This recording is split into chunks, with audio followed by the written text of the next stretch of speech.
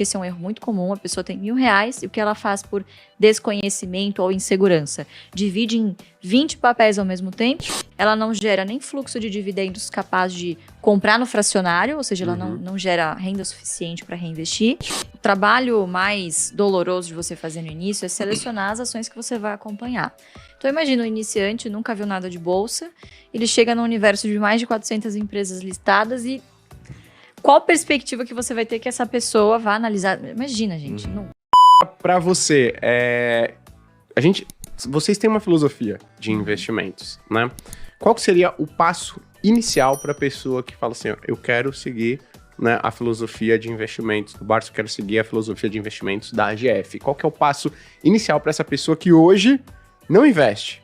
O que você diria para essa pessoa? Qual que é o passo inicial? Acho que o passo inicial, na verdade, ele nem acontece na bolsa. Ele acontece na renda fixa. Eu sou da crença de que, acredito muito que a pessoa tenha que ter, sim, uma reserva de emergência.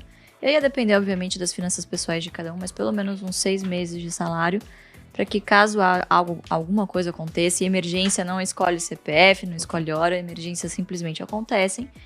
E você precisa evitar ao máximo ter que vender por obrigação as suas ações. Porque muitas das vezes você pode ter que se desfazer de um bom ativo, mas por um preço menor do que você pagou. E aí, obviamente, não vai ser culpa do mercado, vai ser culpa de uma falta de planejamento de quem está investindo. Então, sempre procurar fazer essa reserva de emergência para aumentar, mitigar os riscos, né, de você não ter que sair no meio do caminho e amargurar perdas aí indesejáveis com o mercado. Lembrando que, por mais que a gente fale de dividendos, o pessoal sempre por essa renda extra, enfim, mas não existe nenhum tipo de garantia. É um mercado de renda variável.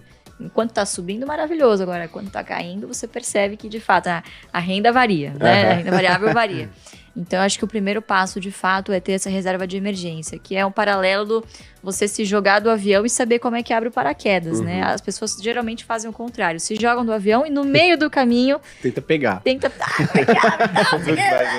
Quando vai ver, tem super pouco tempo para ter margem de manobra, né? E acaba não sobrevivendo, né? Então, infelizmente, é o que acontece com a maioria das pessoas, né? Então, acho que esse seria o primeiro passo. Ser conservador e ter ali um dinheirinho na sua renda fixa. Você tem? Eu tenho também. Então, poxa. E não fica na minha corretora porque é uma tentação. Fica aquele dinheiro paradinho ali. Vou comprar uma taiezinha, depois eu devolvo. Essa é uma boa dica. Você tem a sua reserva de emergência separada. Isso, eu tenho a minha reserva de emergência separada. Num banco AAA, enfim, também. Como é uma emergência... E assim, às vezes as pessoas ficam tentando mendigar, 1%. Eu vou para esse aqui, para esse banco médio, que você não sabe nem a Basileia, não fez uma diligência prévia. Eu vou em busca de 104, 105, 106, 109, como, por exemplo, o que aconteceu agora com o fundo de reserva de emergência do Nubank, né? E por causa desses poucos, né? Enfim, desse pouco ganho, a pessoa acaba perdendo um dinheiro que, de fato, ele precisaria de uma liquidez, né? Gostei, fica até uma ideia, né, para os bancos aí, criarem um produto que tem liquidez diária para você deixar sua reserva, mas só consegue tirar mediante atestado médico, né? Excelente. É uma boa, né? Mas a gente costuma falar que as pessoas pensam em emergência como se fosse algo ruim, mas pode ser algo bom. Eu falo o seguinte, se você receber uma proposta, né, de trabalho fora do país, sabe? Se você quer fazer um curso fora, né? Poxa, e aí tá no momento ruim para você resgatar suas ações, qualquer outros ativos que você tenha na carteira, pode ser uma boa você utilizar a reserva de emergência. É um motivo bom também, né? Então... Promoção de Kit Kat também. Promoção de Kit Kat, né? Então, exato, né? Agora, montei a reserva de emergência. Segundo passo. Legal. Segundo passo é começar a analisar, porque acho que o trabalho mais doloroso de você fazer no início é selecionar as ações que você vai acompanhar.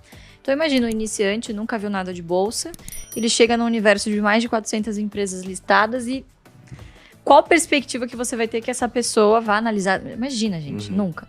Então, eu selecionaria pelo menos, no máximo, umas 5 boas empresas para você monitorar. E por que isso? No início, dificilmente você vai conseguir acompanhar muitas empresas. Eu estou no mercado desde 2014, eu trabalho desde 2012, eu tenho 15 empresas na minha carteira e já estou no meu limite, assim, não consigo acompanhar mais do que isso. Então, se você quiser fazer um stock picking, que é uma carteira ativa, ou seja, você selecionar suas próprias ações, eu focaria em 5 empresas no início, né? E eu acho que esse é um erro muito comum. A pessoa tem R$1.000 e o que ela faz por desconhecimento ou insegurança? Divide em 20 papéis ao mesmo tempo e aí o que acontece? Ela não gera nem fluxo de dividendos capaz de comprar no fracionário, ou seja, ela não gera renda suficiente para reinvestir. E tampouco ver rentabilidade na sua carteira, porque você está tão pulverizado ali que, enfim... Ibovespa. Exatamente. Seria mais fácil comprar um ETF, né? Uma pena que é um mercado ainda pouco desenvolvido, mas acho que estamos caminhando para isso, né? Sim. Então, eu selecionaria 5 boas empresas para acompanhar e ir alternando essas compras frequentes. Fazer metas em quantidade de ações é extremamente importante. Porque quando você foca na quantidade de ações e não no valor financeiro em si que você está aportando, você percebe que se esta ação de boa qualidade cai, se o preço cai, com este mesmo recurso você compra mais ações e chega na sua meta mais rápido. Lembrando que o dividendo é pago em função da quantidade de ações possuída e não do valor financeiro que você aportou. Perfeito. Né? Então esse é um primeiro passo. Isso é muito legal, muito legal mesmo, porque... Tem gente que fala o seguinte, poxa, Gui, mas a gente está entrando num período político, né, e talvez econômico super desafiador, e aí eu não quero investir em ações, porque eu vou olhar lá o meu patrimônio, se a gente olhar o que aconteceu lá no governo Dilma II, né, ali no final do Dilma I, Dilma II, a gente vê que, o Ibovespa ficou parado e eu não evoluí financeiramente. Eu falo, poxa, vamos mudar a sua ótica? Vamos fazer o seguinte, ao invés de você olhar o patrimônio que você tinha, vamos dar uma olhada na quantidade de ações que você adquiriu durante todo esse período, na quantidade de fundos imobiliários que você... Não vou falar esperto dele, na quantidade de fundos imobiliários que você adquiriu. Calma lá. Né, ou fundos imobiliários ou ativos de renda fixa que você adquiriu ao longo desse período. Poxa, você acumulou uma quantidade muito grande de ações, de ativos nesse período. Então... Nesses momentos desafiadores, né, principalmente, que você não fica super empolgado e tal, você pensa em desistir, dá uma olhada na quantidade. Isso é muito bacana. Exatamente. Né? E no fluxo de dividendos pingando também, né? Isso dá um certo conforto para quem está começando também. Perfeito.